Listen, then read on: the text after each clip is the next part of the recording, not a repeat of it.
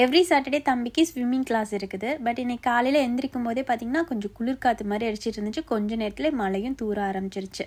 Swimming class cancel பண்ணிட்டோம் அப்படின்னா காசு கட்டினது வேஸ்ட் ஆயிரும். நாளைக்கும் மழை வருமா என்னன்னு தெரியல. சரி எதுக்கும் ஈவினிங் போய்க்கலாம் சொல்லிட்டு சண்டே ஈவினிங்க்கு வந்து மாற்றி வச்சுட்டோம். பிரேக்ஃபாஸ்ட் முடிச்சுட்டு கிளே இருந்தது, அதை வச்சு வெள்ளலாம் சொல்லிட்டு 3 பேரும் உட்காந்தது தான். நமக்கு தெரிஞ்சது வந்து ஆட்டுக்கல், அம்மிக்கல், அப்புறம் செடி வைக்கிற தொட்டி. சின்ன வயசில் வந்து ஸ்கூலுக்கு களிமண்ணில் செஞ்சு காய வச்சு எடுத்துகிட்டு போனேன்.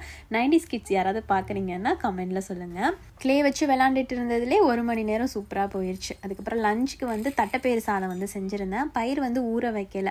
ஸோ அதனால லைட்டாக வறுத்துட்டு அப்படியே வந்து குக்கரில் வந்து சாதத்தோடு சேர்த்து வேக வச்சாச்சு. ஒரு 3 விசிலுக்கு நல்லா வெந்து வந்துருச்சு. இந்த சாதம் வந்து பிரியாணி புலாவ் செய்கிற மாதிரி இல்லாமல் நார்மலாக நம்ம தட்டைப்பயிறு குழம்பு வைக்கிற மாதிரி தான் செஞ்சுருந்தேன். ரொம்ப சூப்பராக இருந்தது. குழந்தைங்க சாப்பிட்டது போக மீதம் இருந்ததா அதையே நானுமே வந்து சாப்பிட்டுக்கிட்டேன். அப்புறம் துணியெல்லாம் இருந்தது, அதெல்லாம் துவைக்க போட்டுட்டு துவைச்ச துணி கிடந்துச்சு, அதையுமே மடித்து வச்சுட்டு ஈவினிங் கொஞ்சம் கடலை வேக வச்சு சாப்பிட்டு இருந்தோம்.